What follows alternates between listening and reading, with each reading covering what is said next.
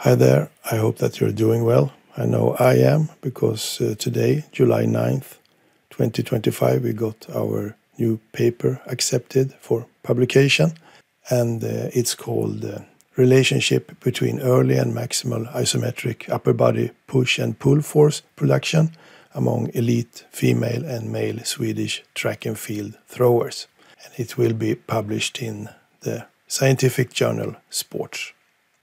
And this paper has been a collaboration with my two co-authors, Ted Gunnhamn, who is a PhD student at the Department of Sports Science at the Linnaeus University, and he is also a physio and a competitive weightlifter as well. So that's a great CV, I think. And also Håkan Andersson, who is a legend among coaches of Swedish elite sprinters.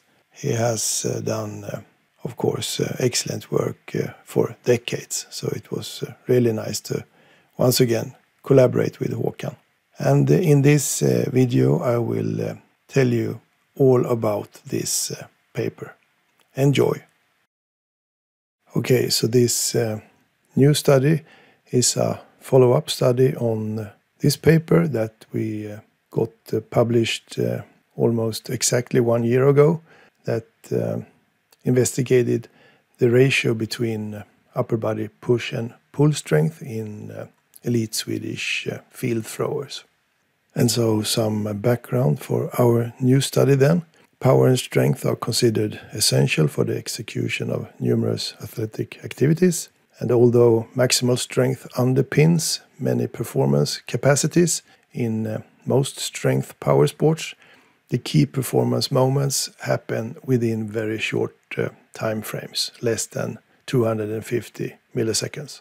However, the specific relationship between early force production and maximal upper body strength remains underexplored in elite throwers. And therefore, the aim of this study was to determine the relationship between early 50, 100, 150, 200, and 250 milliseconds and maximal peak force, isometric upper body push and pull force production among elite Swedish field throwers. So let's have a look at this table where the participants' characteristics are described. There were 30 participants, and 17 of them were females and 13 were males. And the events were discus, hammer, shot put, and javelin. And the athlete's personal best is described for their particular event, and also some other characteristics. And to be included in this study, you had to be a high-performance elite thrower. So let's have a look at the methods then.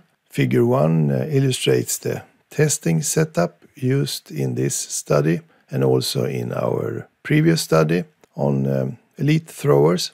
And we measured early and maximal force during isometric bench press and bench row using this test rig that I have constructed myself. Both push and pull strength were measured at the identical range of motion, which was the mid-range, the 50% of the full range of motion, and the participants pushed or pulled for a duration of 4 seconds for each trial.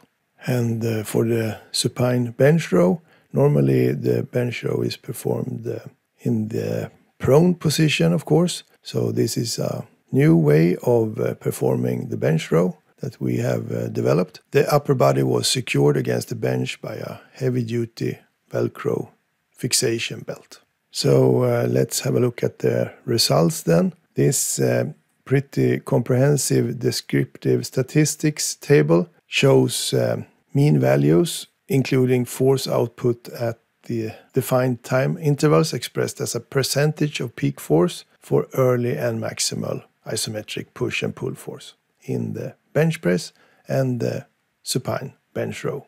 Okay, so let's begin by looking at peak force for women and males, and the ratio between the bench press and the bench row. So the women athletes, they pushed around 86 kilos for the bench press, and they pulled around 82 kilos for the bench row, which gives them a push-to-pull strength ratio at 50% of the full ROM of 1.05. So that's a very even strength ratio.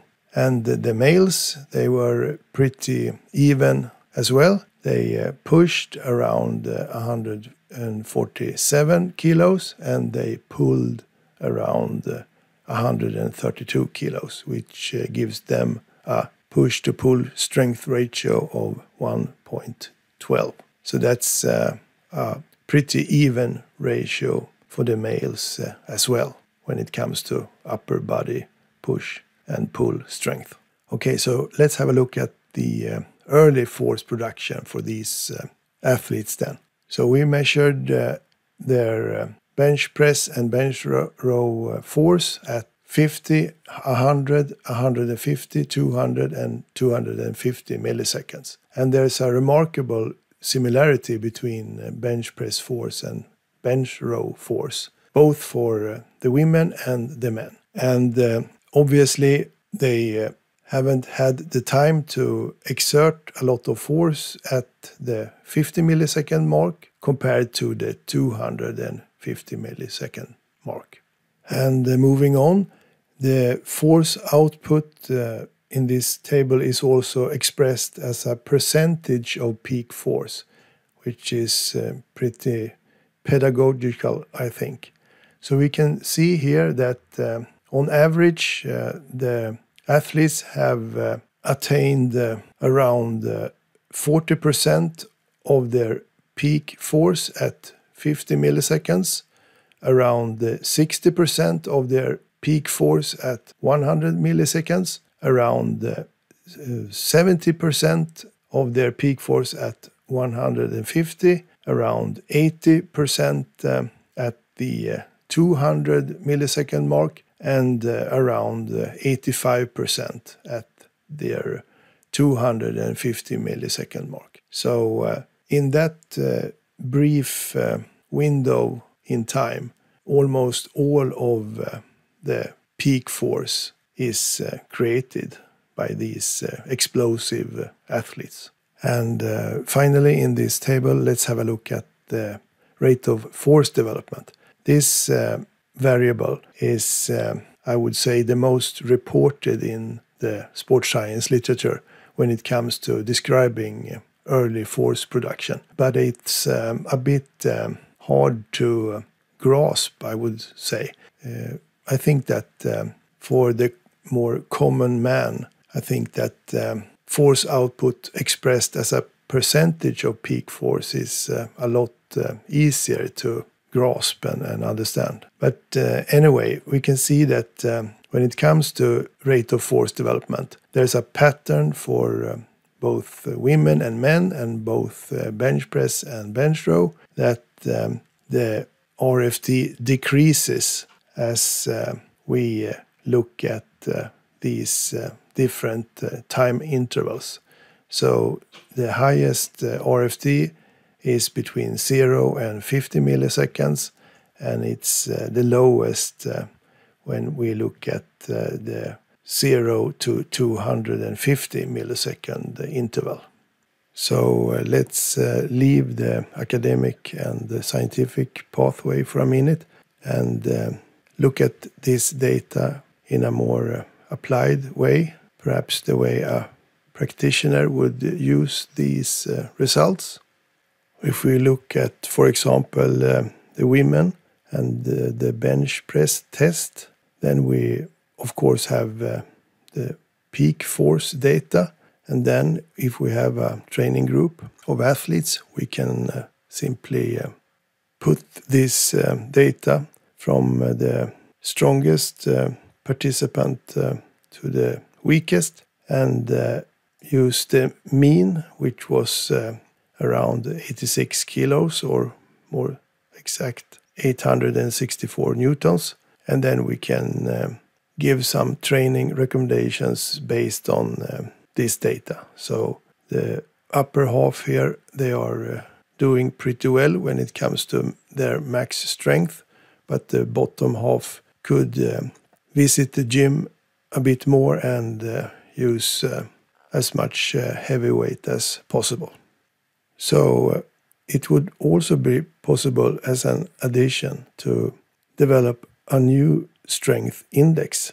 I have described an already existing strength index used in sports science in a previous video. It's called the dynamic strength index. But this index, the EMF index, that would be the early and maximal force index.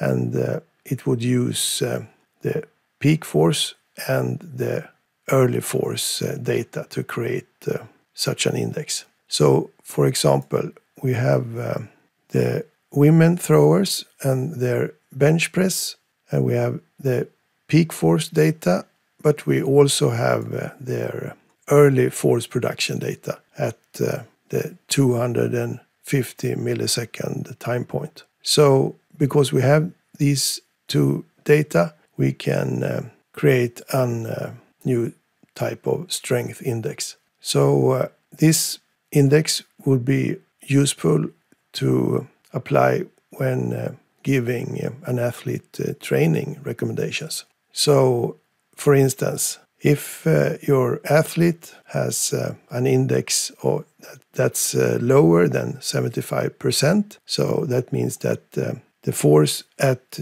the 250 millisecond time point is below 75% of the peak force data, then this athlete could benefit from doing more explosive type strength training. And if the athlete has an index between 75 and 90%, then the training recommendation could be that carry on doing concurrent strength training. And if the athlete has an EMF index that's above 90%, then it would probably be helpful to encourage this athlete to do more heavy strength training. So that could be a practical and applied way of using these results. It's of course important to note that these results are not really at this stage normal values, because then you have to have a larger sample size. But it is the bulk of elite throwers in Sweden. So from that perspective, it's a pretty good sample size for elite athletes. So let's have a look at this table. It describes the relationships between peak force and force values at early time points using Pearson correlation coefficients, the R, and the coefficients of determination, the R2, for the push and pull strength test. And the results indicates a stepwise increase in the correlation between early and maximal force production for both bench press and bench row. So we can see that correlations with peak force range from non-significant at the 50 millisecond mark to significant at 250 milliseconds for both tests and across female and male throwers. So if we look, for instance, at the relationship between peak force and force at 250 milliseconds for the men and for the pull, the bench row, we can see that the correlation is 0.92, which is almost perfect relationship, and the R2 is 0.85, which means that the ability to exert force at 250 milliseconds, which means how explosive you are, can be explained by some 85% by how much maximal force you can generate. So let's have a look then at this figure. It's a scatter plot that illustrates the correlation between peak force and force measured at 250 milliseconds for the bench press test in the women throwers. And on the x-axis we have the independent variable peak force, and on the y-axis we have the dependent variable force at 250 milliseconds. And we can see here that the R is 0.80 and the R2 is 0.64. And it's clearly visualized here that the stronger you are, the more explosive you are if you are an elite thrower. And this was evident for both tests and across female and male throwers in this study. So some discussion points here then. Maximal strength serves not only as a performance determinant on its own, but also as a foundational contributor to an athlete's capacity to rapidly generate force. The 250 millisecond time point showed the strongest association with peak force among the time intervals assessed. And we believe that regular use of isometric mid-range testing can help guide training priorities and detect adaptation plateaus, offering a low fatigue alternative to dynamic assessments. Okay, so there you have it. In this video I have told you all about the paper relationship between early and maximal isometric upper body push and pull force production among elite female and male Swedish track and field throwers. And I hope that you enjoyed the video, and thanks for watching. See you soon.